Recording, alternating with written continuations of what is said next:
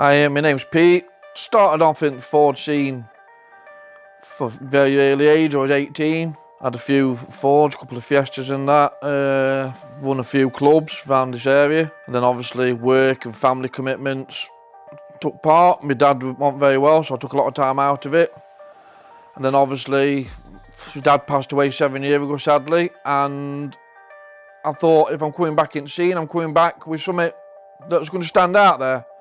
Hence why I built the Focus.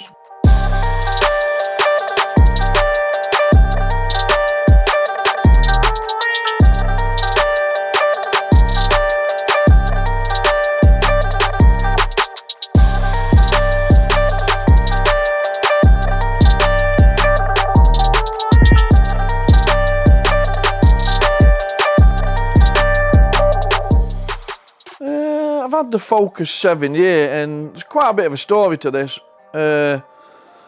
Obviously, when my dad died, the people that know me will know I had a Mark 6 Fiesta from new. And when my dad died, obviously, I bought my Range Rover, which my dad got me. And my Fiesta, I was just going to make it concourse. That's what I was going to do originally. And then I got in touch with Chris Reedy from ACR Composites. And eventually, after a lot of negotiation, got to make me a wide arch kit for it, which, as people know, they like hen's teeth. So one Saturday morning, I was up at LW Smart Repairs at Alverton, who does all my bodywork for me. Used to go up on a Saturday morning, just a bit of a progress and see what we're doing. And I knew Lee had got this Mark II, the Focus, and I went up there and it was all cleaned up. So what are you doing with that? He said, oh, I'm selling it. I went, you what? He said, oh, I'm selling it. I'm like, And I goes, I might buy that off you, just because obviously I didn't have a show car for the season. So I thought, I'll buy that, do a season with it, my Fiesta will be built, winner, winner. So he took me keys, I went down home, looked round it, went back, deal done. But then when I got home, I washed it, started looking round it, and originally Lee decided as a toy. It was nothing special, it was just something what he got, just as a toy. And we looked round it, and that's when I decided to do what I've done. Full bare metal respray, everything off powder coated, painted, all interior. And then it was just the engine that was in it. We didn't know the history of the engine. And being mechanically minded background, I was never happy with the car until the engine was done. Which now, thanks to Matt, thanks to Dream Science, it's up and running, and we've got what we've got, and that's it. The fuck about my face, money tucked inside the safe. If you ask me what I want, what you brought me in the case. Dodging ops, getting guap, get the fuck up out my way. I'm forever on the race, till they catch me in the chase. Get the fuck up out my face, money tucked inside the safe. If you ask me what I want, what you brought me in the case. Dodging ops, getting guap, get the fuck up out my way. I'm forever on the race. Rainy days, stormy winters, praying for the sun to stay. Shorty nice, caution hitter, just to drown the pain. It's fully forged, got precision turbo, Sarvex engine management. At the moment it's made 640, but we had a bit of a disaster on dyno day. I mean, the head let go just after dyno and dropped the valve, but I was lucky. And this happened, I was going to Isle of Wight on the Tuesday. I had it mapped, I picked it up from dyno and we went out, and this happened on the Friday night. And fair play to Matt Lewis, he said he sorted it for me. He just put me a stock head on it, but he got me to Isle of Wight. It got me some fun what I did. Obviously, it's all built back up now. It just wants mapping again, so I don't know, realistically. There's cars out there running the same sort of setup, making 800 horsepower on 85 and stuff like that, so we'll just see what it makes. I'm happy. My original goal was 600. That was my original goal. 600, nothing. I don't want something that's going to break. I want to be able to go out and enjoy it, which, as people who know me will be gobsmacked when they see this video that I've actually had it out on road, because I normally trailer it everywhere, you know what I mean? So when this video does come out, I think there'll be a lot of people shocked that I've actually had it out and used it, but yeah, I'm happy as it is. If it makes 800 horsepower, it makes 800 horsepower, but I'm not one of these, I've not built it to make big figures. There's cars out there, like Grant 1000 brake horsepower, but I want to be able to enjoy it, you know what I mean? You start going big power, you've got to keep chucking money at it. So, as it is now, touch wood, it's reliable, it's drivable, you can have some fun in it. No, I will never track it. It is purely just a show car and it's just a show car and like now, dry afternoon car, nip out, go get coffee, come back, which is, truthfully, that's how I put the miles on it. I used to get up in the morning, leave my house at Chesterfield, go up over backwards into Matlock, stop in Matlock, have a breakfast, come back. That's how I run it in, basically. And I enjoyed it, just because you go out in week, there's no idiots about. There's just, the people out in week are old boys out in their old MGs and stuff like that, and you don't get no hassle. You go out at weekend and you get a lot of hassle off of you know who, so, yeah, I mean, yeah. But mainly I trailer it to shows and that, because it's not the comfiest of things, and it's drone in, so I just put it on trailer and just have a bit of comfort, drive it down and bring it back. But I do enjoy driving it.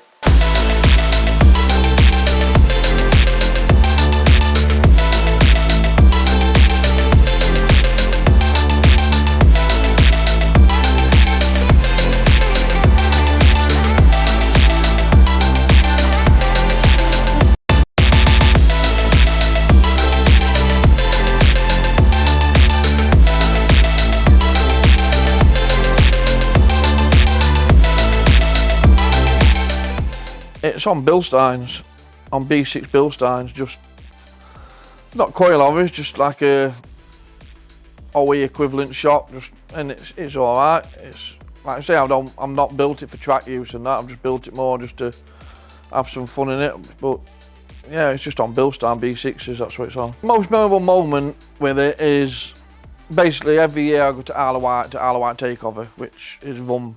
A few of my friends run it, Greenlight Insurance run it and everything, and the most memorable moment was actually driving it on the Isle of Wight.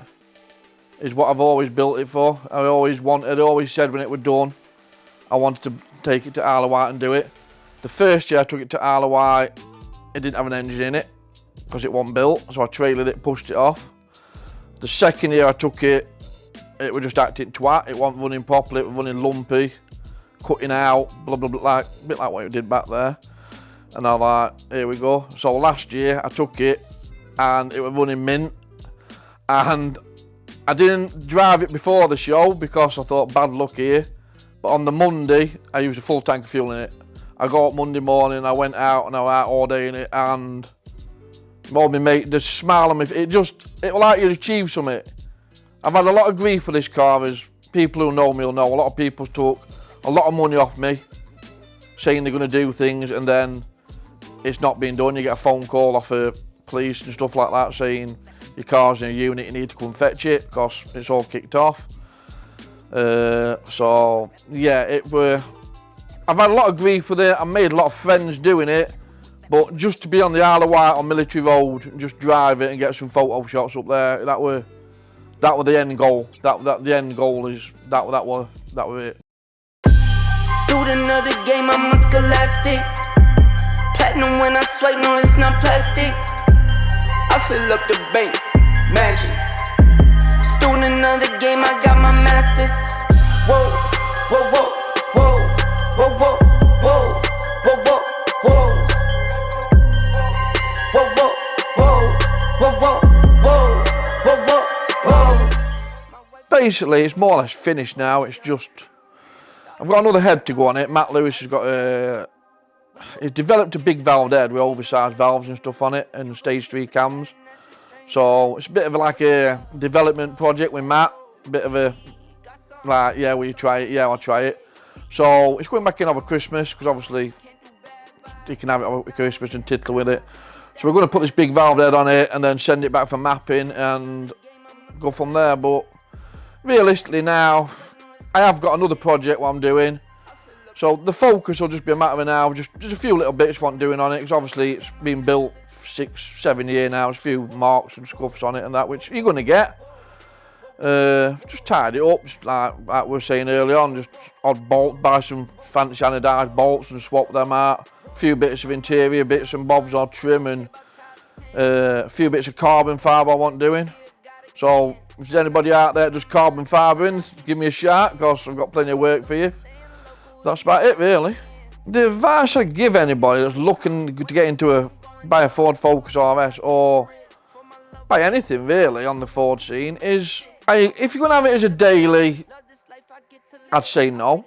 Bits are easy to get older for them. There's quite a lot of breakers out there that's breaking them, you can get older bits for them. They're quite a tunable car, there's quite a lot of companies out there you can get bits for. Obviously, I don't know what the insurance is like for young people on them, because obviously I'm in my 40s, so I couldn't tell you what it'd be for an 18, 19-year-old.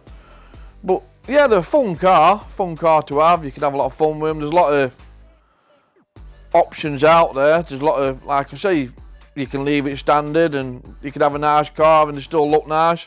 Or you can go mad and go 600-700 brake, cage it, do what I've done, big brake, suspension.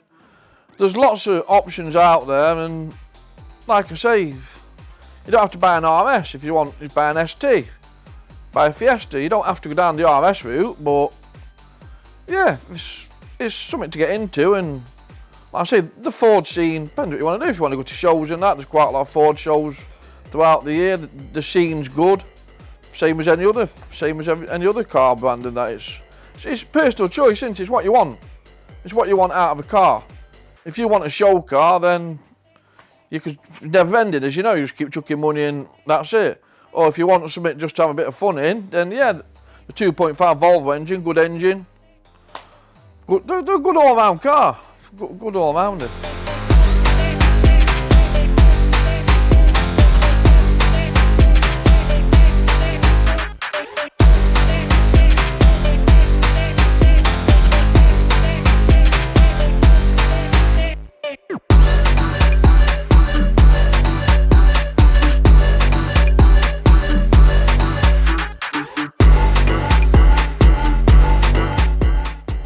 Just like to give a shout out to Gavin at Subtronix Car Audio for doing our audio build on it. That were another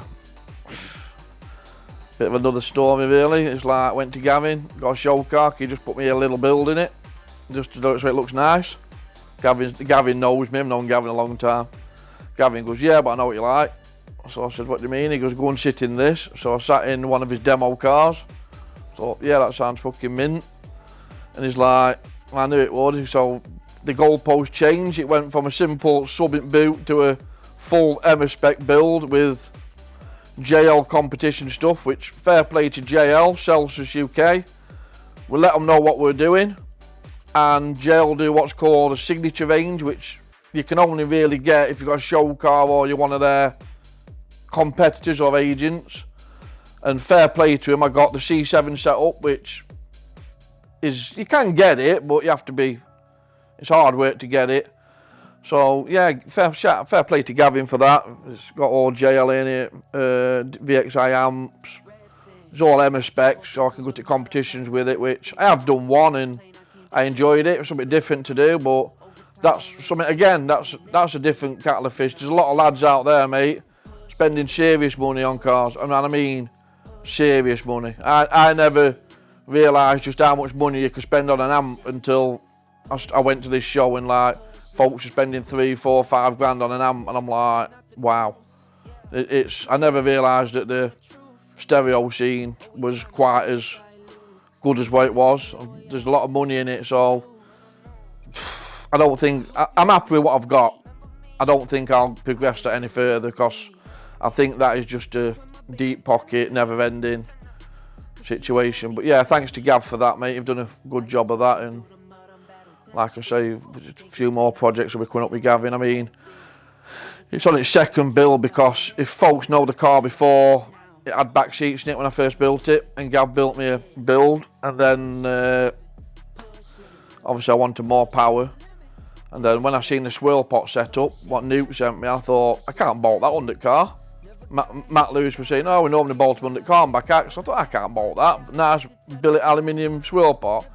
So I spoke with Gavin, spoke with Matt Lewis and Rory at Matt, and we've come up, we're putting boot, and we've done what we've done, and I'm happy with it because it's a feature. That's it. So yeah, once again, cheers for that, Gav. Thank you very much. What's my Focus mean to me? quite a lot really. Like I say, it's made me a lot of friends. I made a lot of friendship through it. Obviously, I was knowing it Ford scene before, but it's made me more known. And I mean, it's just a lot of friends. I met a lot of people on the way. Like I met yourself, met a lot more people, and it's what the scene should be about. It's what helping people. I've said it all along, and I'll say it day in, day out. We all go to a car show to appreciate what other people's got. It doesn't matter whether you've got $100 grand Escort Cosworth or £500 Fiesta. I treat everybody the same. We're all in it for the same thing. And unfortunately nowadays, the scene is getting a bit tit-a-tat, which I don't know why it shouldn't be like that, but that's it. That's just how people are, isn't it? But yeah, the focus, it's just like a switch off at weekend when you've been at work all week and this, that. It's just nice just to go to a show with your mates, get it, take it on trailer, get it out, clean it, have a walk round, lay back, chill. It's just like just a switch off, isn't it? Just a chill thing. Push it, let me push it, let me push it, let me push it, let me push it, let me push it.